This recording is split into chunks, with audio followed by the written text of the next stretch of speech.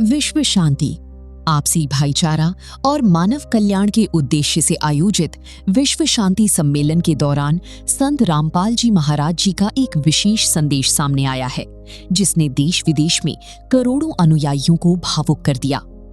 11 वर्षों के लंबे अंतराल के बाद जब अनुयायियों ने अपने गुरुदेव की मुखारविंद से ये दिव्य शांति संदेश सुना, तो आश्रमों में उपस्थित श्रद्धालुओं की आंखें नम हो गईं और पूरा वातावरण भक्ति भाव से भर उठा। संत रामपाल जी महाराज जी ने अपने संदेश में मानवता, प्रेम, भाईचारे और शांति का मार्ग अपनाने का आह्वान किया। उन्होंने कहा कि विश्व में वास्तविक शांति तभी स्थापित हो सकती है जब सभी मनुष्य आपसी भेदभाव, नफरत और बुराइयों को छोड़कर मानवता और सद्भाव के मार्ग पर चलें। इस संदेश के प्रसारित होते ही देश विदेश के सतलोक आश्रमों में मौजूद करोड़ों अनुयायियों में खुशी और श्रद्धा की लहर दौड़ पड़ी। कई श्रद्धालु भावुक होकर इसे अपने जीवन का सबसे सौभाग्यशाली पल बता रहे हैं। गौरतलब है कि विश्व शांति सम्मेलन के दौरान 13 सतलोक आश्रमों में एक साथ महाअनुष्ठान और अखंड पाठ चल रहा है, जहां बड़ी संख्या में श्रद्धालु आध्यात्मिक लाभ प्राप्त कर रहे हैं।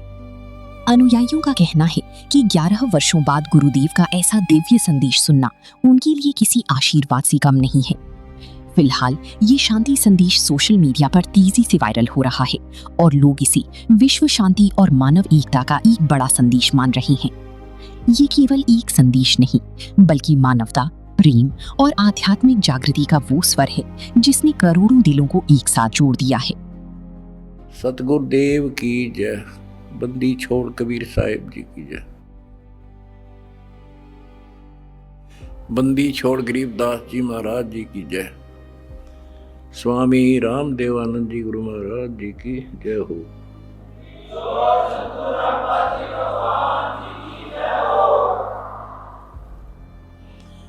सत साहिब। परमेश्वर कबीर जी की प्यारी संगत को, विश्व की सारी संगत को दास का आशीर्वाद है। परमात्मा आपको मोक्ष दे, सुखी रखे, काल कष्ट से आपकी रक्षा करे। बच्चों, आपको सत्संग से, तत्व ज्ञान से रंग दिया है, आपको परिपूर्ण कर दिया है। आज मानव एजुकेटेड है, शिक्षित है, आसानी से समझ जाता है अच्छे और बुरे को। परमात्मा की विशेष श्रद्धा है। ये साइंस परमात्मा ने मानव को दी, जिसके कारण आज ये सोशल मीडिया परमात्मा कबीर जी की देन है। और प्रचार का एक नंबर का साधन यही है। हमारा भगवान पूरा, हमारा ज्ञान पूरा और समाज की सभी बुराइयों से मुक्त मेरे भक्त भी देवी देवता से कम नहीं। आज के दिन यदि पृथ्वी पर देवी और देवता हो तो आप कबीर जी के बच्चे हो। ये अब समाज को भी समझ में आ चुका है कि यदि बसना चाहते हो, सुखी होना चाहते हो, तो ऐसे बनना पड़ेगा जैसे संत रामपाल जी के बेटा बेटी हैं। बच्चों, पहली बात तो ये है कि भक्ति मार्ग जो है ये खंडे की धार पे चलना है, यानी तलवार की धार पे। कब तक? जब तक हमारा ज्ञान और समाधान पूर्ण समझ में नहीं आता। और जब ये समझ आ जाता है, इसमें आने वाले कष्ट जो होते हैं वो हमारे लिए वरदान बनते हैं। ये अब आपके आसानी से समझ में आ जाएगा। अध्यात्म की सफलता का मूल कारण है कि राज्य रमता राम की, रजा दरे जो शीस, दास गरीब दरस परस, तिस बैठे जगदीश। ज्यों राखे त्यों ही रहूं, और मेरा के चारा, खाने जाद खरीद हूं, गुलाम तुम्हारा। आपको सत्संग के माध्यम से सुना करते हैं हम, कई उदाहरण भी दिए जाते हैं कि एक राजा था, वो नास्तिक था, उसका वजीर आस्तिक था,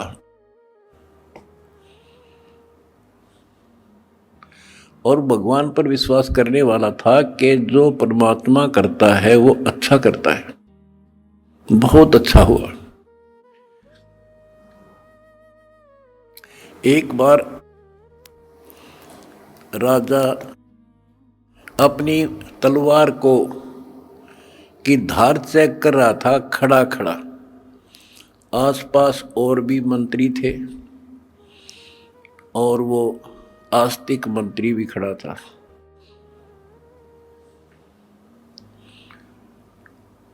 क्या होता है, बात करते करते राजा की उंगली कट गई, तलवार की धार के लाग के। दूसरे मंत्री कहने लगे, हे भगवान बड़ा बुरा हुआ, हे भगवान बहुत बुरा हुआ। वो जो भगवान पर विश्वास करने वाला मंत्री कहता है कि बहुत अच्छा हुआ। वो दूसरे मंत्री, जो वो मंत्री था भगवान के डरने वाला विश्वासी, वो बहुत ही समर्पित था, राजा उसके ऊपर बहुत विश्वास करता था। लेकिन दूसरे जो मंत्री थे वो उसकी निंदा करते रहते थे, जी आदमी ठीक नहीं सर, ये आपको मरवाएगा कभी। वो चाहते थे किसी तरह इसकी महिमा कम हो, तुम्हारे नंबर बने। जब उसने कहा कि उंगली कटगी राजा तो बहुत अच्छा हुआ, जो हुआ अच्छा हुआ, बहुत अच्छा हुआ, तो इस बात से राजा बोला, भाई मेरी तांगड़ी कट गई और तू क्या अच्छा हुआ, नालायक आदमी। तो दूसरे मंत्रियों का दाव लग गया, जी हम भी तो आपने कहा नहीं करते, ये तो आपका दुश्मन है, आपके बुरे मराजी से, इसको जेल में ठोक दो। वो जेल में डाल दिया मंत्री, भगवान को चाहने वाला, भगवान पर विश्वासी। राजा की वह उंगली पट्टी पट्टी बंधाई, वो कट तो गई कति, लेकिन ठीक होगी, दर्द नहीं रहा। अब 3 उंगली रहेगी राजा का। अब राजाओं को तो यही होता बकवाद बाणी, जब ठीक हो गया बोला फिर चलो शिकार करने चलते हैं जंगल में। वो जो मंत्री था, जो चापलूस था, उसके स्थान पर महामंत्री बना दिया राजा और वो मंत्री, क्योंकि वो तो उसका चमचा था खास। राजा के 7 घोड़े गेल गेल भाग्या था, जिधर भी राजा जावे। वो दोनों मार्ग पे चढ़ गए, मार्ग भूल गए तो जंगल में गहरे चले गए। वहाँ कोई जंगली लोगों का बलि पर्व था, अपनी देवी को बलि चढ़ाना था, नर बलि, यानी आदमी को काट के उसको समर्पित करना था ताकि देवी खुश हो। वो जंगली लोगों ने दोनों घेर लिए, पकड़ लिए, पुरोहित के पास लाकर खड़े कर दिए। 2 मिल गए। पुरोहित बोला 2 और बढ़िया, दोनों को चढ़ा दो। पहले इनके अंग देखो, अंग भंग ना हो, कोई काना, कोई उंगली हाथ कटा हुआ ना हो। देखा जब चेकिंग हुई तो राजा की उंगली कट रही। पुरोहित को बताया गया जी एक तो ठीक ठाक है, एक की एक उंगली कटी हुई है। वो बोला भाई वो डिफेक्टिव है, ये नहीं चढ़ेगा, इसको छोड़ दो। और इसको ये ठीक है, फिट है। और दूसरा जो चापलूस था मंत्री, उस भगत की रोज निंदा करा करता था, वो फंस गया और वो चढ़ा दिया बलि, राजा छोड़ दिया। अब राजा ने तो उस मंत्री की कोठरी का गबाट जाकर पीछा देखा, जिस जेल में वो रोक रखा था कोठरी में, उसको खुलवाया और उससे कौड़ियों मिला नो, अगवाई उस दिन आप ठीक को थे, अग बहुत अच्छा हुआ, जया मेरी उंगली ना कट्टी होती तो आज मेरी जान जानी थी। भाई मैंने आपको नाजायज तंग किया, माफ कर दे। बोला जी आप राजा, मैं मंत्री, मैं क्या माफ करूं, आप जो करो और कर लियो, पर एक बात बता, मेरी उंगली कट गई तो मेरे लिए तो अच्छा हुआ, पर आपको 6 महीने की जेल हुई, आपके लिए क्या अच्छा हुआ? मेरे लिए मेरी जान बच गई, क्योंकि मैं आपके साथ होता उस महामंत्री की जगह, आज मैं बलि चढ़ता। ये 6 महीना की जेल में मेरी मौत बच गई।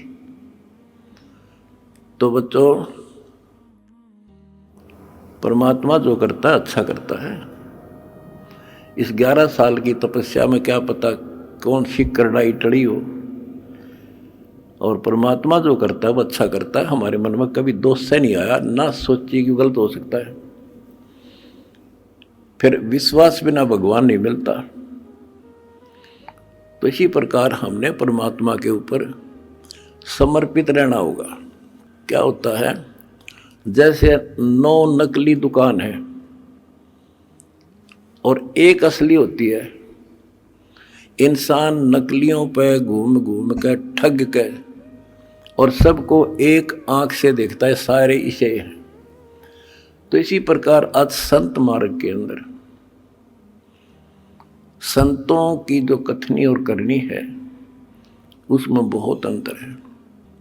इस करके समाज ने ज़्यादा से ज़्यादा गणी नहीं तो 50% समाज रिजेक्ट कर चुका है साधु संतों को। अपने हिसाब से चाहे कोई पत्थर पूज रहा है, चाहे कोई तीर्थ जा रहा है, वो कर रहा है। इसका कारण क्या है कि हमें परमात्मा का ज्ञान नहीं हुआ और परमात्मा से मिलने वाला लाभ हमें प्राप्त नहीं हुआ, जो भी हमने साधनाएं की। परमात्मा को पाने के लिए राज त्याग दिए, घर छोड़ दिए, कठिन तपस्याएं की, लेकिन जो परमात्मा से अपेक्षित होता है वो मिल नहीं पाया। आखिर में इंसान नास्तिक हो गया, चोरी करके उस पूर्ति को पूरा करने लगा, रिश्वत लेकर न सोचा सेठ बनूं, कभी नहीं बन सकता, सपने में भी ना सोचना। ये कथाएं आपको बहुत सुना रखी हैं दास ने। और जब से दास इस मार्ग पर निकला, मेरे घर में क्या है कि कमी नहीं थी। यूँ है मेरा, यहीं हमारे खेत थे, यूँ है मेरा गांव है, सारा गांव गवाह है। हम सेठ नहीं थे तो घर में बढ़िया इज्जत से रोटी मेरे माता पिता भी खा रहे थे और दास को भी नौकरी बहुत अच्छी मिल गई थी। लेकिन जब पता चला कि ये इस ज्ञान की पूरे विश्व को जरूरत है, संत गरीबदास जी की वाणी है, अगम निगम को खोज ले और बुद्धि विवेक विचार, उदय अस्त का राज मिला तो बिन नाम बेगार। बताओ, यह छोटी बात नहीं है। भक्ति ना करने वाला तो सारी पृथ्वी का राजा बन जा, उसका भविष्य 0 होता, 0। आज कोई भी आज किसी भी पद को प्राप्त है, कोई राजा बना है, मंत्री है, मुख्यमंत्री है, कोई अच्छी पोस्ट है, सेठ है, वो पिछले संस्कार से है, पिछले किसी जन्म में उन्हें अच्छे तप धर्म दान किए हुए हैं। और अब वो टीटी भाग रहा है, लाट साहब बन रहा है, क्योंकि इस टाइम पर टूक मिल रहा है, समय पर सारी सुविधा प्राप्त है। और वो ये सोचता है बस इतना ही काम है। ये अध्यात्म ज्ञान का टोटा है। उस अध्यात्म ज्ञान के टोटे को पूरा किया मैंने सभी ग्रंथों से, सभी महापुरुषों की वाणियों से एक कर दिया। अब देखो, हम देखते हैं भाई, एक इंसान सेठ है, एक IAS IPS MLA MP प्रधानमंत्री मुख्यमंत्री बने हैं, और वो कति राम नाम न जानते नहीं, सारे दिन दारू पीना या मजाक करना और बकवाद करना, या अपनी अच्छे नेक व्यक्ति हैं तो अपना करके खाना रहना।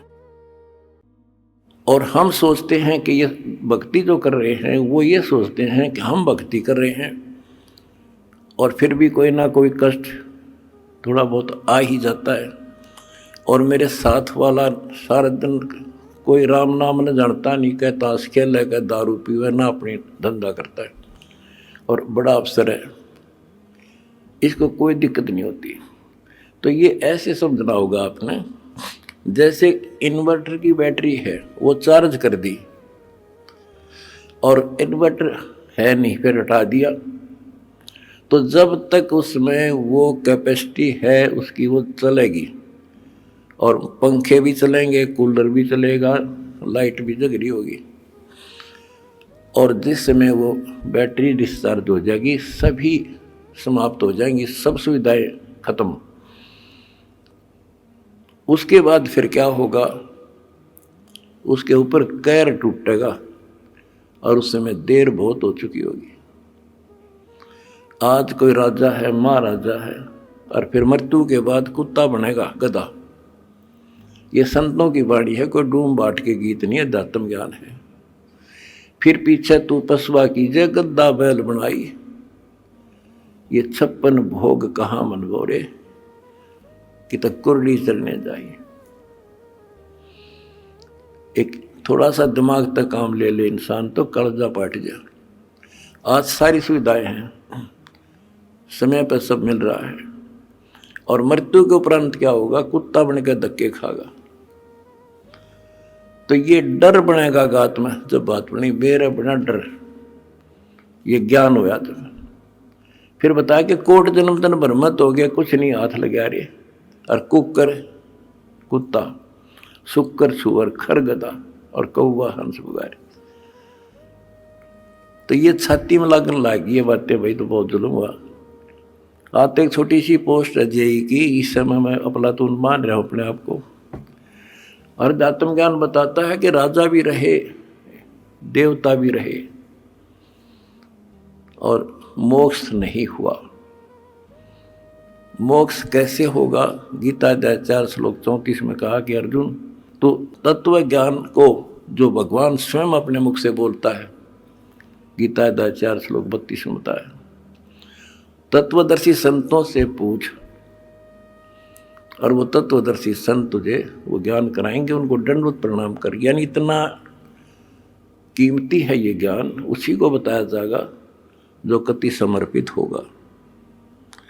फिर लास्ट में बता दिया है कि गीता बोलने वाला कहता है कि अर्जुन 18वें अध्याय के 62वें श्लोक में, तू सर्वभाव से उस परमेश्वर की शरण में जा, उसकी कृपा से ही तू परम शांति को और सनातन परम धाम को प्राप्त होगा।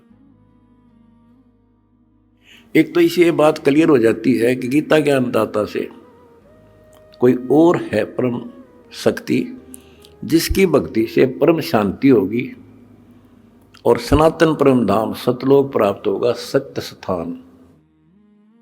गीता अध्याय 15 श्लोक 4 में कहा है कि तत्व ज्ञान की प्राप्ति के पश्चात परमेश्वर के उस परम पद की खोज करनी चाहिए, जहां जाने के बाद साधक फिर लौटकर संसार में नहीं आते। तो उसके लिए हमने ये पाना है, उस परम पद को पाना है। कौन से परम पद को? जहां जाने के बाद फिर लौटकर नहीं आते, जहां परम शांति है, वो सनातन परम धाम है।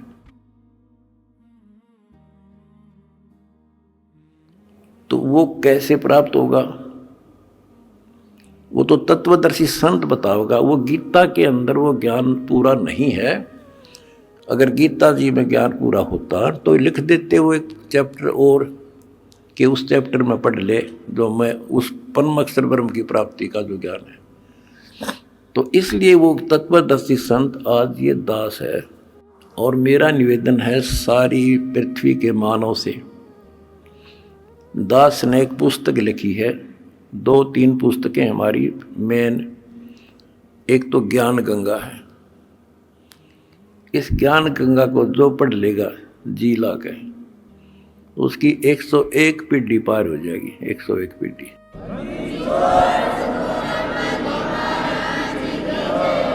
ये सारा ज्ञान कति मेरी आत्मा समझ लेना हो, ज्ञान गंगा ऐसे गजब तरीके से तैयार कर रखी है। जब इंसान होगा निष्पक्ष भाव से पढ़ लेगा, वो औरान बताता फिरेगा।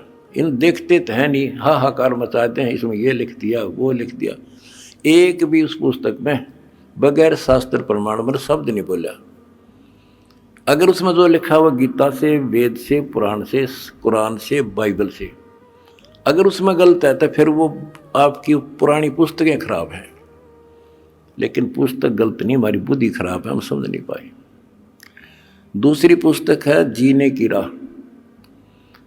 उस जीने की राह पुस्तक पढ़ के करोड़ों भक्त सुधर गए, बच्चे छोटे छोटे भी। वह ऐसी गजब समाज सुधार की पुस्तक है।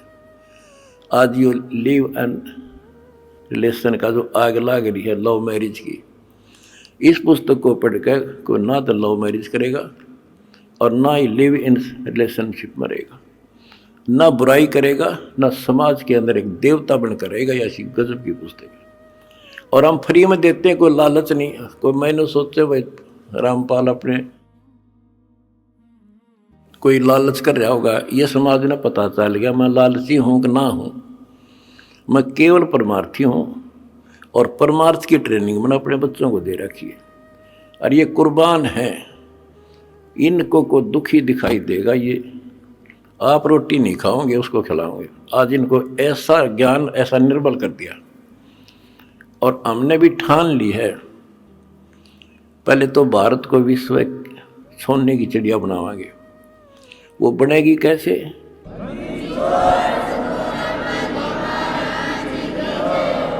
जीने के लिए अन्न की आवश्यकता है। अन्नदाता किसान है और किसान की कांच काट रखी। अब हम सबसे पहले मजदूर और किसान का डट कर साथ देंगे। कोई आपत्ति आवेगी या किसी को वैसे को किसी कारण से और समस्या आती है या मजदूर को, ये दो ही हैं जो आज दुखी हैं। और तीसरी बात होगी, अगर ये नाम से जुड़ जाएंगे तो हमारा काम हल्का हो जाए। भगवान सीधा कनेक्शन देगा, इनमें सीधा लाभ देगा। अब भगवान कहते नाम क्या करता है, भगवान क्या करता है। जैसे शुरुआत में हमारे गांव में लाइट बिजली नहीं होती थी और बिजली की तरह शुरुआत हुई लगवाने की, तो एक आधी जगह को एक्सीडेंट हो गया, इंसिडेंट न्यों पता लग गया भाई वहाँ बिजली ने पकड़ लिया, मर गया। तो उससे और डर बन गया लोगों के। हमारे गांव में बिजली की शुरुआत हुई, मैं जब जेई लगा ही था तब तक हमारे घर में बिजली नहीं थी, सन 1977 तक, और ना नीयत थी लगवाने की। तो मैंने आके अपने एक दोस्त था मेरा यहाँ, वो बिजली का काम करता था, कुछ लोगों ने लगवा ली थी गांव में भी। मैंने उसको कहा भाई तो घर वालों से कह तो सामान ले आ, मैं सामान दे दूंगा, बता कितना सामान क्या फिटिंग का इसमें पैसे लगेंगे। उसने बताया 1200 रुपये लगेंगे, मैंने दे दिए। वो सामान लेकर घर आ गया, मैं चला गया ड्यूटी पे। और वो बोला भाई मेरा ताऊ ने बोला, तुम्हारा उम्र में छोटा था, उनने एक चाचा था मेरा ताऊ बाबू फादर का भाई लागे, बोला भाई थारा बिजली लानी है। वो बोला तो अपने माँ बाप का ला ले बिजली, भाग जा रखी तो बकवास करे तो मारे क्यों लाओ बिजली, तू अपने ला ले। यानी बिजली को इतना गलत समझते थे। जब तो मजाक चल रहा था उनका, फिर माँ आ गया सामने, तो वो बोला भाई नौर ने बोले अरे घर वाले, तो बोला तुम अपना ला लो इस बिजली ने। वो बोला कोई बात ना, न बेरा को ना, तू फिटिंग कर दे। फिटिंग करवा दी, कनेक्शन ले दिया, मोटर लगा दी। पहले हाथ से काटा करते नो सानी, और मेरी माता ने पीछा करती 2 घंटे 2 किलो वह चाकी लगा दी। जब उनके सामने वह लाइट चली और मोटर कट्टा कट सानी काट दी, फिर ने बोले भैया तो भूला लाग रही थी तो पहले लवानी थी। तो बच्चों इसी प्रकार और परमात्मा की पावर का कनेक्शन है जो आज दास एक लाइन में मिल का आपको दे रहा है, जिसका यूँ लाग जाएगा कट्टा कट काम होगा आपका।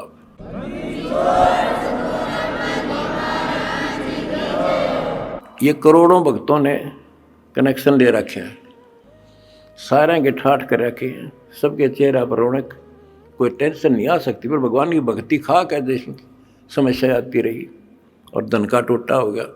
तुमने इतना दान कर दिया कि आज देख कितने लाखों दुखियों का दुख दूर हो रहा है तुम्हारे दान से। और वह जब भगवान का जुड़ गया तो सीधा कनेक्शन उनसे भी हो जाए। भगवान को रिश्तेदार थोड़ा किसी का हो, तो सबको देगा, सबके साथ एक जैसा व्यवहार है। बिजली ने कोई लगवा लो अपने पावर को, फुल काम करेगी, पर उसकी मेंटेन, उसको सारी उसकी जो है मर्यादाओं का पालन करना होता है। गलती कर दी तो वह नष्ट भी कर देती है। तो सावधानी बरतें, मर्यादा का पालन करें, और देखो फिर किसे ठाठ हो जाएंगे और मोक्ष मिलेगा। ये तो रूंगे में मिलेंगे, यहाँ के सुख तो रूंगा, असली जड़ तो मोक्ष है। वहाँ चले जाएंगे जहाँ जाने के बाद फिर लौटकर संसार में नहीं आते। सत साहिब।